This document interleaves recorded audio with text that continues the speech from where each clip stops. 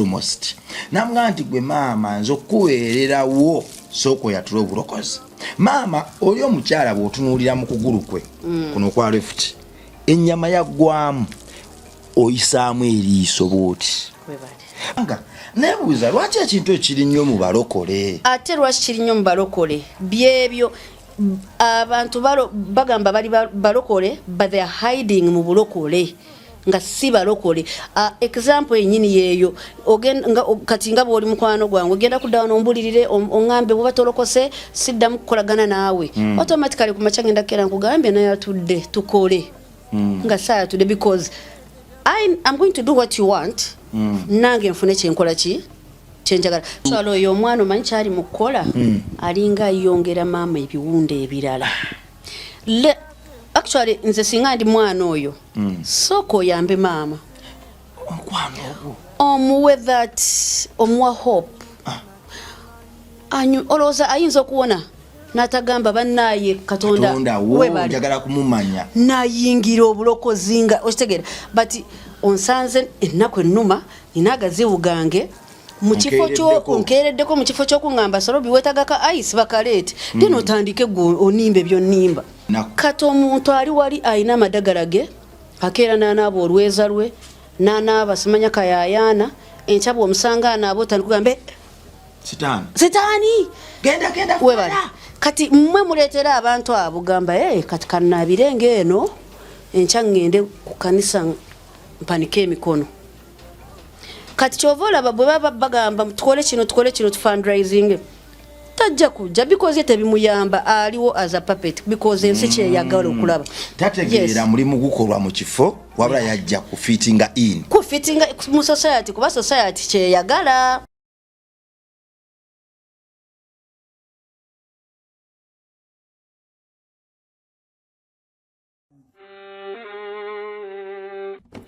Sebo, nyabo, mwana wa Katonda wenali eyo. Eno yera Bongo Charity Foundation. Tukola art for charity. Nga tuita mu bitone ebyanjawulo omuli okusiiga n'okukuba ebifaananyi okutonaatona ebisenge ne art nga jjayo endabika y'ekifo. Tukwaniriza n'essanyu kasitoma waffe oyagala kugula art waffe oba oyagala gwe mwennyini tukusiige mu bifaananyi. Olina omwagalo awo oyagala kumutonera kirabo nga kuliko ekifaananyi kye. Tutuukirire wano kula Bongo Charity Foundation. Buli lw'otuwagira ng'otuwa omulimu oba ng'otugulako ati waffe mwe tufuna obuyambi obulabirira n'okusomesa abaana abato okuva ku streets ez'enjawulo abataliiko alabirira. Bire ku namba y'essimu noti 7 noti 346 Le Bongo Charity Foundation tukola art for charity. Come paint your legacy with us. Ku Alive kwe tuli amanya bampita Rimasa obose okumpita Metani Club Bongo weewaawo asinzibwe nga oyo Katonda waffe Lugaba nannyini byonna oyo nannyini kugaba matendo. Bwe njogera ku matendo ebyo bye tutenda omusajja oyo mulungi, omukyalo oyo mulungi, omusana mulungi, enjuba nnungi, nannyini kubigaba oyo yabiteekateeka n'abidesigninga. Buli kadde mbagamba nti nze ni musiizi wa bifaananyi nkusiiga nga bw'oli naye tewali kyensiiga nga kipya. Mu maaso ge byonna yabisiigasiiga dda n'abiteekako era gwe mbikoppako naye ate era ekineewuunyisa nti ne bwe mbikuba ne mbiteeka waawo waliwo ajja n'aŋŋamba nti lino eriiso libuzeemu naye ng'ate ku ye bwe yali abisiiga byali perfect. Oyo Lugaba gwe tulina okwesibako. Nze nzikiriza nti tetulina kuba bagagga, tulina kuba baavu okumuweereza. Awo no njagala n'okusinziira okunakuwalira bannaffe abaawula entebe mu kyaki be bayita ab'ebbeeyi abagagga ne batuula mu maaso olwo bayita abaavu abanaku ne batuuza emabega. Obunaku kye kino obugagga kye ki? Nze nzikiriza nti omuntu oyo omunaku yoyo atamanyi Katonda. Omugagga alina buli kimu, yoyo amanyi Kristo era akola embalaze. Tulabye nnyo kyaki nga zikuliriza nnyo abantu abanaku naye nga ziba mistakening okuba abagagga ate abagagga ne ziba mistakening okuba abanaku. Kyaki ya Kristo teyali bwetyo, yayagalanga abantu kyenkanyi era gwe omusumba ey'enibikamu ekyo okukikola bambizuukuka. Katonda waffe teyali bwatyo. Weewaawo La Bongo Charity Foundation yentuma wano tuli mukuzimbira baana ba ku luguudo somero Kamengo essomero lituuse corporate batusabye okadde mulamu emitwalo 4 okusereka twazimbye ne tuli mukuzimusa block ya art and craft nawe soon etuuka ku beam twastopinzeemuko last week kwa eyo kugituusa ku beam nali najeyama teyo ngisobola yo naye last week nastopinzeemuko nadi n'obwankutte ku ttemu wadde nga ndooza emitwalo 6 gigenda gituusa ku beam eje gibulayo etuke ku beam nayo tuleeta omuseresi kati omuseresi bwanajja atubalire ne nagigatteko tusereke essomero tutandika ozimba enguudo foundation eggule official so tuwa ekifaananyi kimu oba 2 oba 3 kubanga ministry eno esinziira ku bifaananyi okubeerawo ffe bw'otuwa art tumukusiigira tukusiiganga booli akasenda kava mu art ketuteeka mu buweereza buno lwaki twakikola bwe tutyo twajja okumenyawo endowooza y'Abafirika eyasookawo nti ffe okuyamba bannaffe tulina kuwandiikira abazungu mabaluwa ekyo nno kya bujega omuntu agaba atwala buli mukisa gwoyo gwawadde abazungu babikoze n'ennyongera okujjukiza nti Katonda waabwe era ye Katonda waffe situkiramu gwayina sapatu 5 oweeko munna atayina emu gwayina ebiteeteeyi gwayina essaati z'otakozesa toolako munno ayita obwereere mutolereko emu tomulifaalinga wa muzungu olwo nno naffe omukisa gwaffe gukomewo nze nzikiriza nti gwe naawe atoola ekimu ky'ekkumi ekyensi ng'owulidde bino olina ekifo mu ggulu siringi 10 omutwalo guma kadde kamu okusinziira kuwuliraako osobola okukatuwa obwana bw'oku luguudo buno etuli mu kuzimbira ne tubukolera ebbaati waggulu ne tuwona nno eggwanga ery'enkya erigenda okujjira obusungu olw'obugayaavu bwaffe kale ndine CEO Sorobi Cares omukyalo ono nze ntambula naye mu mbozi nnyingi tuzze tuwansiganya ebigambo bingi interviews enkola wano naye ezimu zireese mixed feeling naye kyensinga okumwagalako yenkyukakyuka ey'omuggundu etekinga press mu bulamu bwe bwe namubulira ku Kristo wange bwe namubulira ku kirooto ky'okuyamba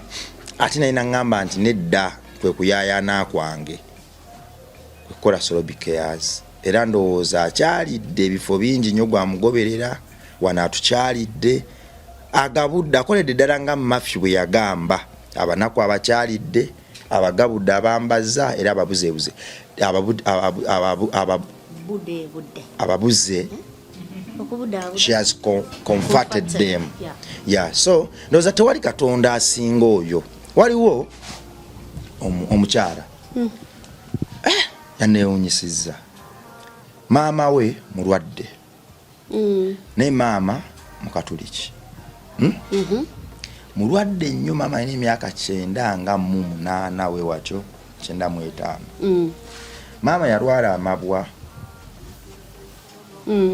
yamenyeka okugulu bwe yamenyeka okugulu ne batandika okumuyunga nga bumanyi abakadde balwawo okuyunga kakati n'obulwadde obulala ne bujjira okwo naye yafuna amabwa oba bagayita bedi amabwa saidi emu gyali yeebakidde ne gamuli ogulu kuno konaba okutunuulira olaba munda ennyama yonna yaggwako naye ayina abaana 2 omu yamubeerako naye omulala mugagga nnyo bano balina za apatimenti zaki kakati maama ku buli okwo kwabeera akolimira omwana oli omulala omugagga agamba nti bwenfanga oyo temulubikiranga omwana omugagga oli bamugamba nti naye maama ebigambo byakwogerera nga si birungi omugagga addamu agamba ti nze maama namuta nze ogenda kununa kayise nga bwe twogera nze maama namuta sikutegedde kukanune kati Sorobi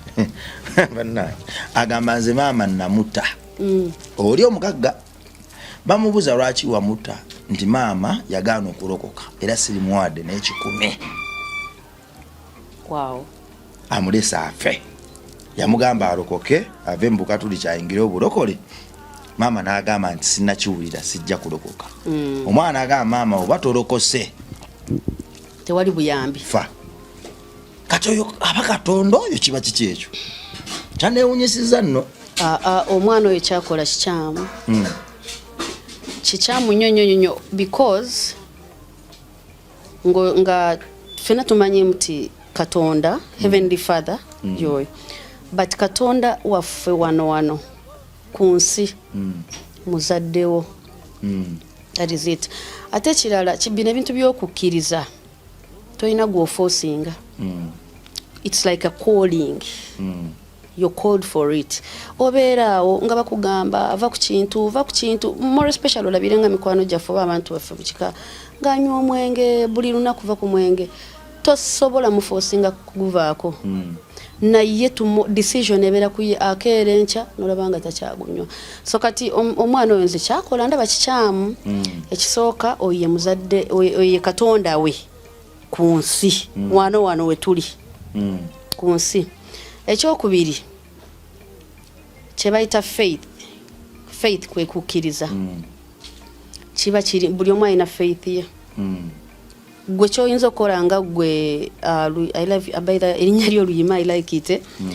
gwe kumpa advice nombuulirira nogamba sorobi kino si kirungi kino kibi kino bakola bwe bati but the choice the decision is mine okuwuliriza I have to give you the ears neera abantu abatawuliriza abaana abatawuliriza that is wrong olina okutuula owulirize then bwova wano nze ntuula mu kazigo kange nensengejja then the decision making is mine so maama talina kumuforcinga mbu alokoke kuno kukkiriza amanya ati oba maama naye okukkiriza kwe kuyina kyekumutaasizza ati kwe kumuyisaawo so okukkiriza no one is supposed to be forced so nze ndowooza omwana oyo kyakola kikyamu by the way kankubuze akantu waliwo point gyoyogedde ku baana bana ab'enguudwe of recent nali ngenda kukola charity ku makubo bano abaana abeebaka wansi edda twabeeranga tuvanga mu town nosanga abaana bebise yes yeah so this night nvaawaka bulungi because eyo charity yali yakuwa bana nga njagala bawa masuuka blanket kati nga manyinja basangawo beebase tubawe beebike bambale engoye biki but twagenda ne tutuuka downtown manyi sawa nga 7 gwa kiraawo town ebeera clean naye tetwalabawo baana baliwa basula myala ate ennaku zino poliisi badde bakwata nnyo abasinga bali makomera kati abalala bagenda bafuluma ekibuga nga badda mu bubuga obuddako kati abalala banoonya ebifo poliisi wetasobola kutuuka bakyabeeraawo bambi nabanoonya the whole night twatambula the whole night ntugamba abaana baalagawo thank you for bringing it up to date by the way ebintu ebikyaliwo kamasuuka bikyaliyo because my dream was to just give them wakiri sisobola bazimbira nyumba sisobola baterako yadde ekibanda nti bebake muno but as like I can cover them empewo kati ekyo kyekwekayo nanze mba manyiyo tebakyaliwo nabanoonye ekyo kirama nga tebaliyo so next time ndowooza nja kwebuuzaako then ondage we bali so okuwa omuntu n'akutwala waliwo abantu bebenkolanga nabo ku nguudo abamu baana baawano kakati abaana abo baba bamanyi bannaabwe we bali kati bambasada babuulira enjiri bwemba nina activations wano nga ku Christmas gye twalina be babasomba ne babajjayo bwebutyo so wezanja kuwaako that's very nice ate wetudda nekwe ekiri kyobadde ombuuza ekyamaama naki ng'ovudde ku kyamaama omugamba mbu alokoke njagala kugamba nti omutima okugaba mutima omuntu yenna agenda okuwa ekintu kakube kugulira just ka ice nga kano nasooka akunyonyola kinoona akunyonyola biri simanya katolaba ice oyo obwo omunywa simanya typhoid in most cases they are not givers katoyo mutabani wo omugagga muwala we oyo omugagga oyo tabeera na mutima mama we yes tuzaala mibiri katonda yagaba emyoyo mwana omuzaala nga takulabawo nga tayagala nakumanya oba olidde batolidde gye baali bangi tova olaba buli lwobeera n'abaana you dedicate them to God abawe ekisa abawe kindness like abaana bakwagale abaana bakula ne ba disappearing from like mu bulamu bw'abazadde sabira abaana yes so okugaba mutima katoyo omwana yekwasa ddiini just omanyi omuntu atagala kuwanoonyayo kye yekwasa kati ne maama n'agamba sijja kulokoka kanfire mu bukatoliki kale mba ngenda mu geyeena ngende mu geyeena tosobola nakimukyayira nkuzaayo wali nti faith buli omu alina ekintu like awantu waawulira emirembe it's like zino churches zetuziwungamu nova mweno nodda mweri ne bakuyita mweno ogenda mweri but I've realized one thing waliwo church gy'oyingiramu oba awantu w'oyingira n'owuliranga omwoyo gukaka oli waka webale ne bw'ovaamu nga tolina kyamagiro but there is that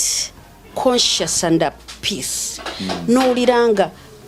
yokam ate waliwo church gy'oyingiramu ne bwe bakuforcinga okkuba engalo ne bwe bakukwatako emirundi 8 actually ofulumanga ogamba mutima gwange guli gumite toliiko tobitegeera osumagira yes bamaladdi thank you so buli omu there's that calling by the way tubuulira twogera tuforcinga abantu okola ebintu just listen to your conscious and know your calling kubanga maama ye ndoza ali wiringi okulokoka naye akakati bwaba abinkaka sijja kubirokokayo bwaba abinkaka sijja kubirokokerayo kati kanfiirire ddala mu kibi acheche tosa kiringa n'abaana baffe bano boolaba kati nzo ndaba mechanic nze mukula kwange nali sikolagana na pressure up to date omulimu kaguba omulimu nga guliko pressure mbeera ngenda kuproducinga zero work mu kibiina nze abaana basoma nange my teacher baba teacher bateranga computer wizard nga bagamba muri awo mwesiga oyo tasoma enchage naye ayita like nze nina concentration span eri very short inti bwetugenda nga mu preps katwala amasomero gena sookera munga baina mbusima preps mbu winter ya sawa mwenda kwegamba nga bakuzukusa ku mwenda otulo tungi notuuka mu kibiina noteeka omutwe ku table ne weebaka notakola kye bakola kyebadde bagala you come and revise then bwe bucha nanti nogenda nonaaba mboze mu kibiina neera nokola ki kubanga bakuzukusiza ku bululi ku mwenda ne roze munodozinga literally olunaku lwonna ne lufa kusumagira okiraba pressure yoigwa kutekako naye ffe tuba tulowooza nti pressure eyo yegenda okuyamba okuyita but automatically pressure oli bakulaba oli mu kibiina olimu nga kifaananyi and that is why abaana obeera olaba omwana mbu omuweerera omutwala kusomera obukyali biki naye nafuna zero kati nze natuuka ekiseera nga essomero lyemba ndimu bwe liba lirina winter sikolagana nalyo neera waliwo essomero waliwo baliyita Lowell Girls lye namalirawo completion of my school lirya essomero lyakutraininganga kye bayita self driven and esteem nti fe prep zaffe bazagwangu banga sawa 2 winter nga tetuyina tuzuka 12 so you have enough rest nti bwozukuka kati nze bwenazuka nga 12 awo nenaaba gwe nyingira ekitabo ekyo kusoma muko dakiika zange ezo anaziba zimmala okukwata ebintu byenjagala byonna okitegeera kati nga tewali pressure siyina tulo nebase bulungi nenzukuka ekitabo nekiyingira bulungi byensomye nebiyingira like you calm okitegeera obulamu webuli naye otulo tukuluma bakuba emiggo mugongo dduko yangu ogende mu kibiina you just kati maama oyo tosobola muteeka ku pressure ebiwundu bimuluma ebiwundu ayina webali talina sente talina mmere ate gwe omugamba gendo yatula obulokozi kati omuforcinga bwabwatula naye anasigala mu bikolwa bye asorobi okwagala kyeki omukwano kyeki kubanga abalokole kino ndi mulokole and I'm proud of it naye waliwo experience gyenfunye mu buweereza buno okutandika na Bonchate Foundation nze twagitandika tewali alina experience kufe ndowooza naawe olaba bwe tuliwa kati cameraman omulabi huyo myaka 11 oli myaka 9 same to all of us we get experience wenyini mu kikola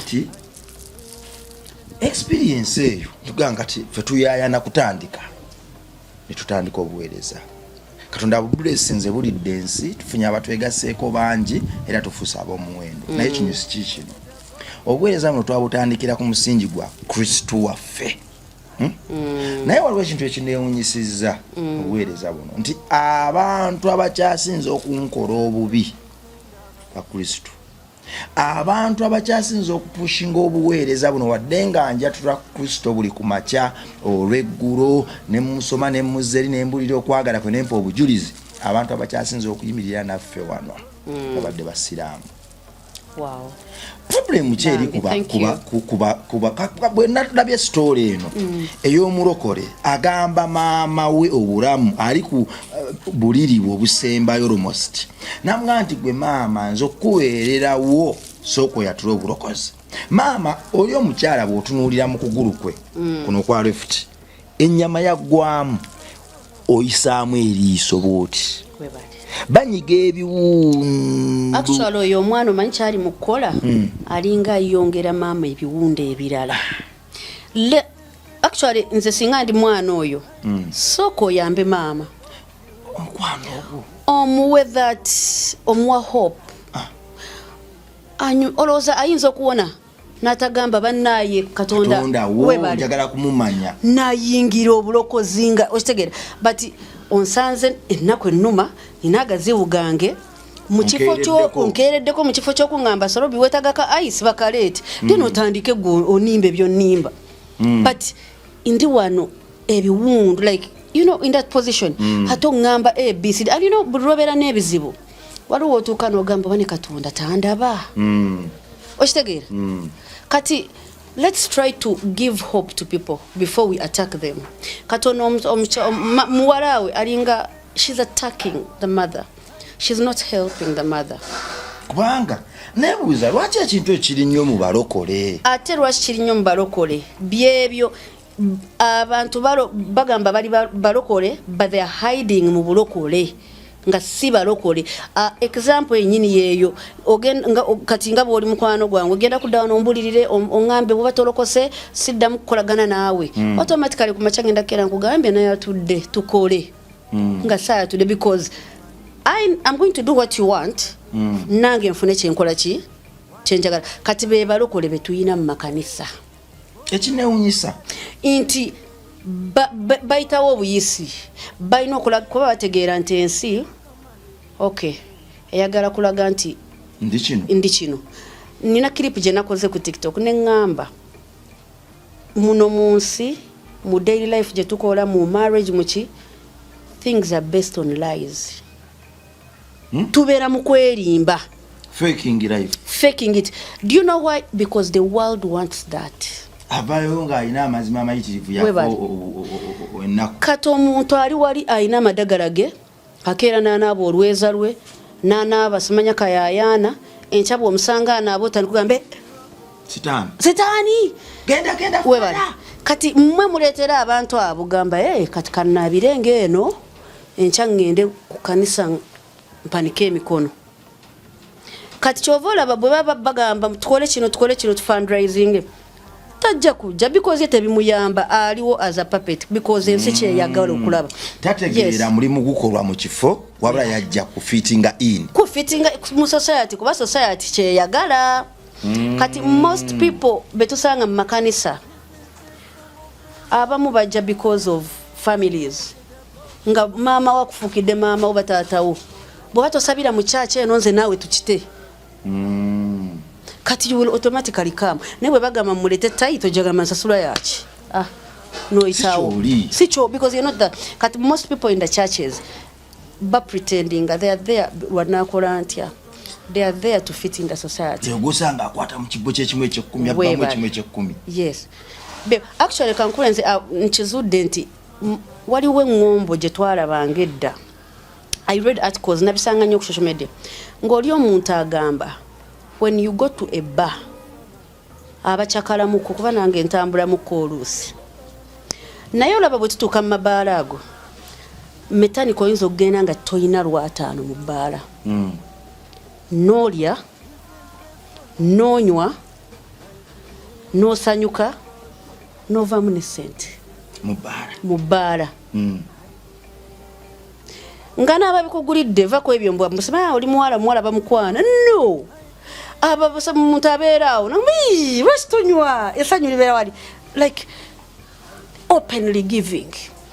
okimanyi nti oyinza ogenda ku church kuva ku makya paka kiro novayo nja ebyendo bikutte bwoti buli afuna yekweka naali ekigaati ki. Have you noticed that? Why are we like that? Mubalo ogenda nonywa Atenga bara bagira bange ya sitani embi. Owaye bakuwe chupa. Nebo batonywedde mwenge. Nebo bonywa juice obo onywa mazi. Wakiri yagamane nawo tulo otyanga tonywa bakuwe ya mazi.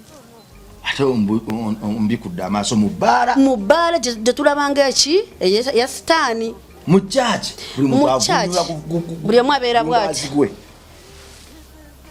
Ayagala enjala nakola bwati. Why?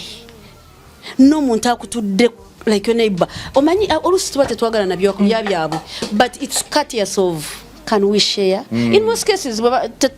tugamba no. But olaba omuntu akukuta. Nkugambye ogenda ku church kuva ku macha. Novayo 12 nga tolabye na ttondo ly'amazzi. Kyokanga neighbor akanya kunywa n'aleeta ekindazi n'aleeta akatogo. Sigamba tuba twagala kulya bintu byamwe but can we kwanogo kuliwa tovola bakato omuntu w'omugamba mbuloko kagamba bulokole na mnagani bamusobya mwabayina emitima emibi egisinga kati nekitwaliramu n'abo abalokola ate abalungi okiraba gwegena mbifuufufu ebyo bayita ebya stand people are happy people are giving ogenda mu mmira oli naagula kamera gakankoye akakono kati if oli owamira asobola okugabana n'oli omulala mechanic rachika ice kano mbasigabana naawe kati ekyo kyenkulaga nti tuyina okukyusaamu ate nkuzaayo nti okugaba mutima so nyongera okugamba nti sibuli bagamba nti not everything that glitters is gold sibuli ali mu church eyo gwotudde naye nti aliwo lwakigendererwa ekituufu oba ekikyo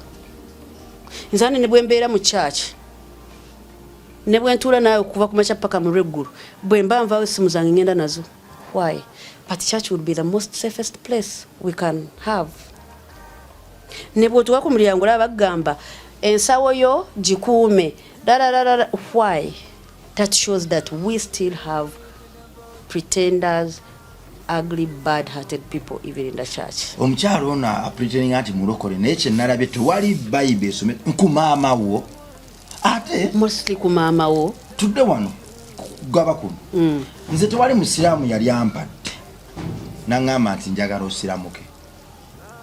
ekyo kikyo nkyewuunyiza nnyo tewali musiraamu yali atuwadde emmere wano nagamba naye lwaki tosiraamuka neewuunya lwaki okugaba mu basiraamu efuuse ennono ennene. Omanyi lwaki abasiraamu abangi bagagga wali okyetegerezaako they give with pure hearts.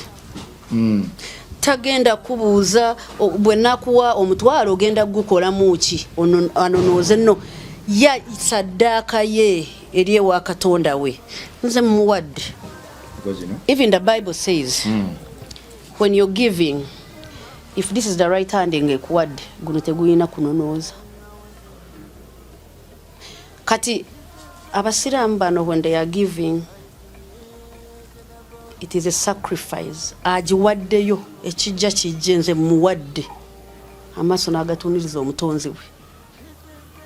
But kati baffe abaagala tunonooze engato yajambadde bulungi yenga girinyisiza mu bisooto. Then you've not given. You still want what you have given there. Kiraga mbu tokiwaddeeyo obadde okyakola ki okyakyetaaga. Waliwo omukyala omu mulokole era yali alina engatto ze yali atusindikira foundation. I'm sorry to mention this naye tuli mu okwagala kyeki tuli mu topic eno lwaki abalokole okwagala kubeesambye nnyo ate nga bannaffe betuyita abatakiririza mu kyetukkiriza ate bo kuko olaba mu mabaala twogedde ku mabaala nti ogenda mu bbaala n'onywa n'otamiirukuka naye nga ffe tugamba abalokole nti amabaala mabi era sitaani asinziire naye ogenda ku kyaki oli najja nekitifini ki nga kirimu enkoko mugenda kusiibayo n'atuulaawo n'akiriira munne wali n'atamugaa nti waayi wa Luganda sembera abayisiraamu. Have you noticed something? Bwembeera nga ku kyaki okimanyi nti oyinza okusira unfortunately transport wona akubulako kimanyi oyinza okusiranira paka naku 2 nga tewali akuwaddeyo za transport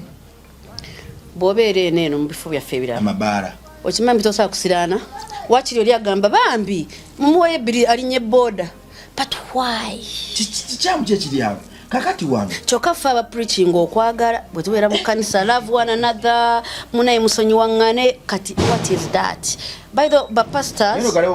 prophets preachers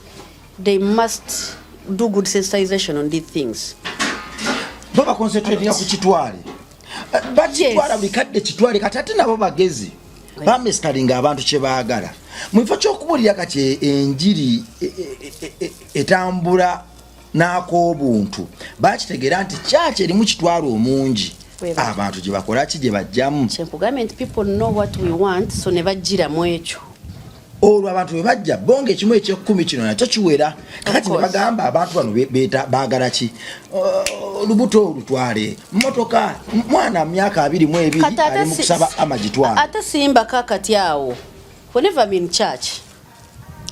si buli kintu kye boogedde oba preacher kyayogedde okiwulira waliwo olwosanga obadde olina ekirowoozo kyogenzeemu n'otawulira byakoze ki byayogedde kati waliwo kye bayita cramwork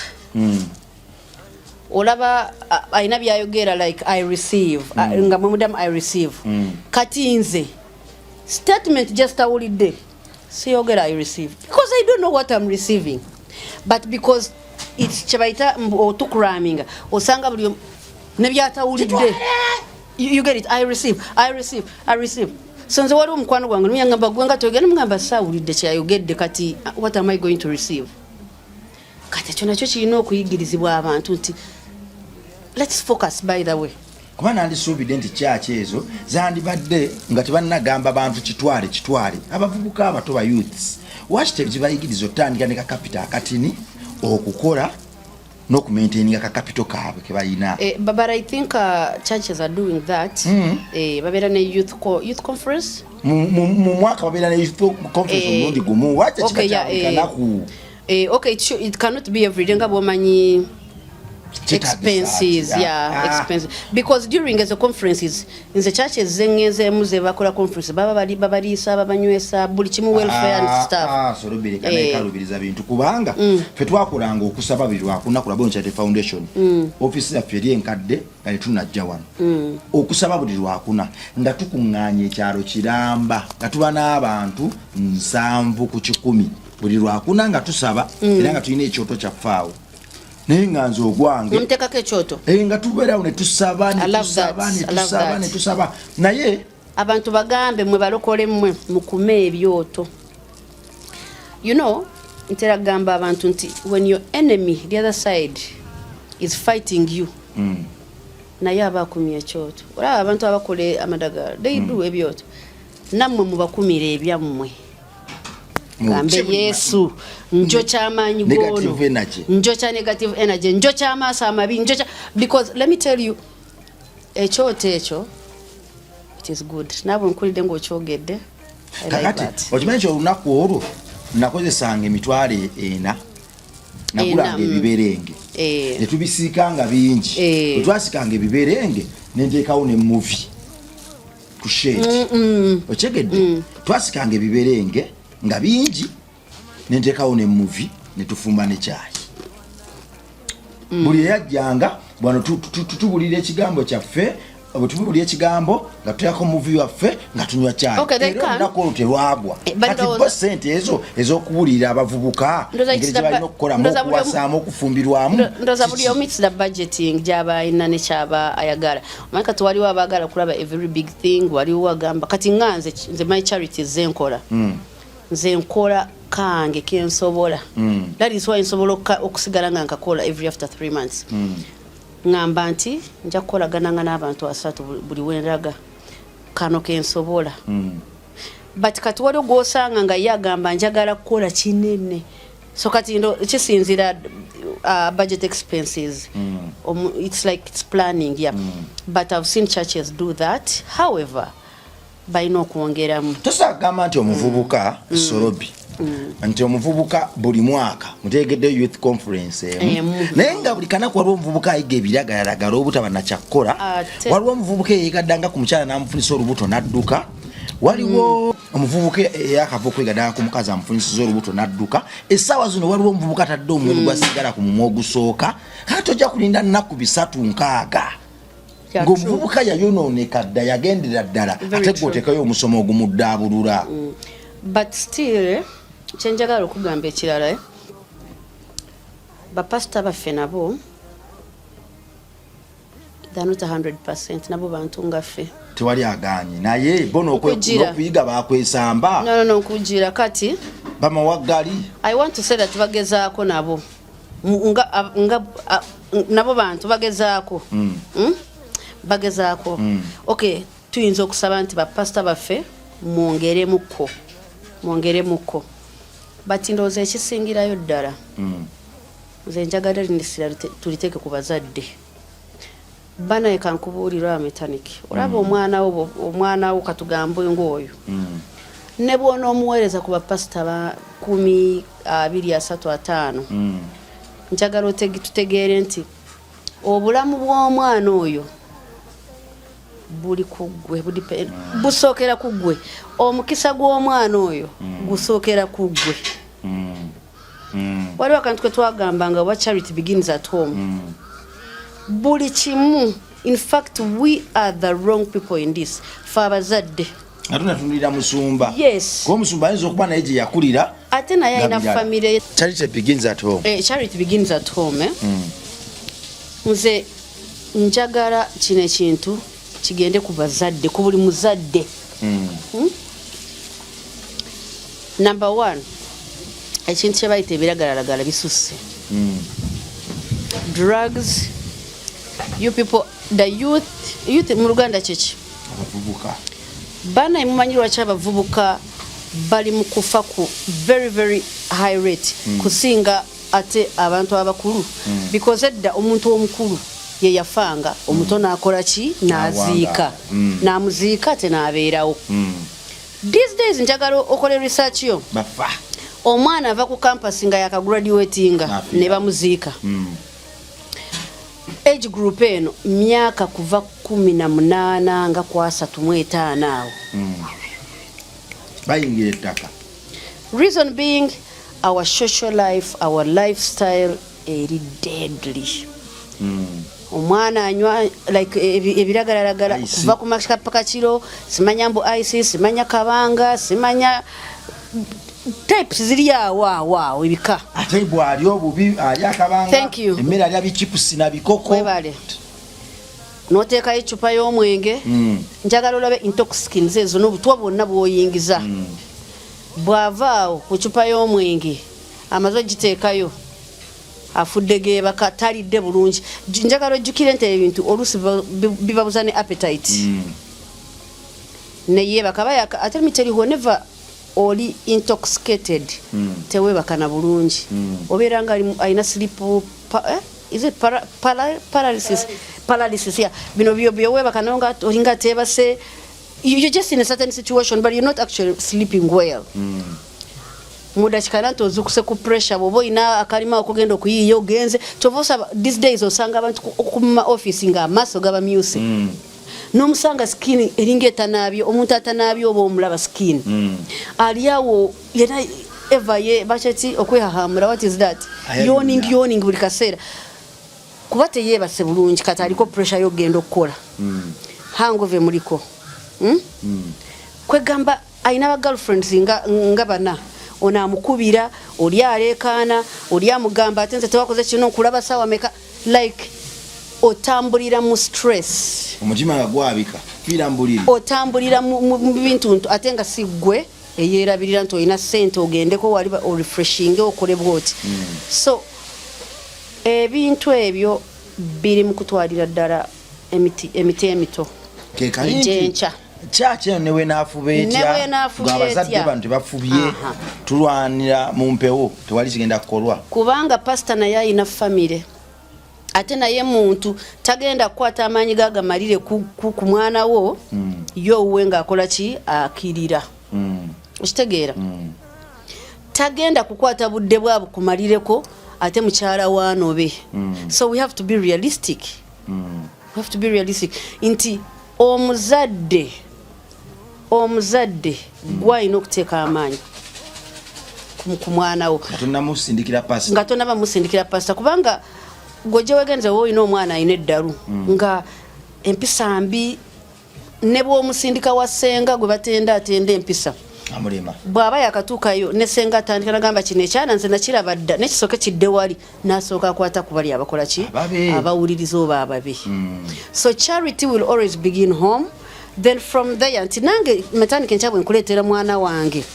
wakiri abaana basobya naye ojja kugamba naye bambi ono omwana mumuleete byakola abo baana waliwo characters abantu ze bakola nabanga it's okay fenna tuzikola but ate waliwo ng'omwana ayitirize kati ekyo kiba kiddawala ku muzadde. Then abaana bano bensaasira ndi so unfortunate by the way but Katonda abagumi abaana bana batalina bazadde abatakula na bazadde. Leka nkubule mechanic twepanka tweyogeza mbunze ndi mukazi wa mutima mulungi inze bana nsobola okuza omwana wa mujja wange ne sitamukola ki you people mama w'omuntu asigala mama w'omuntu. You can never do like that to that child nga mama bwabadde agenda okikola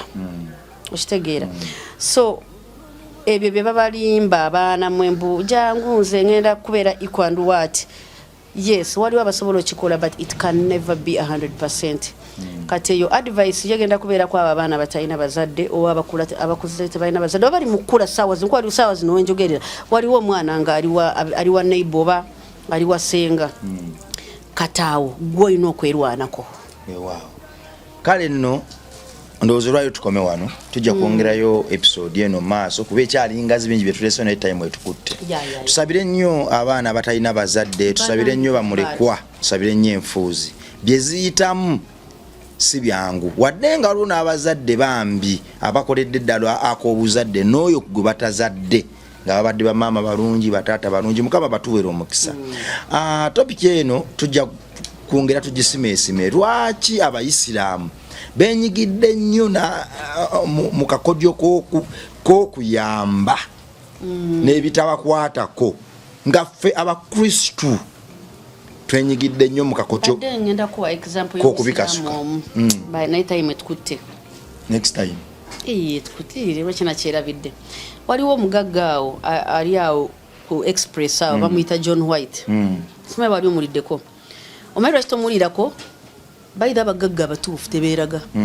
ate tebaagala nakweraga kyekiri kyeŋŋambye nti when you give you don't have to announce it.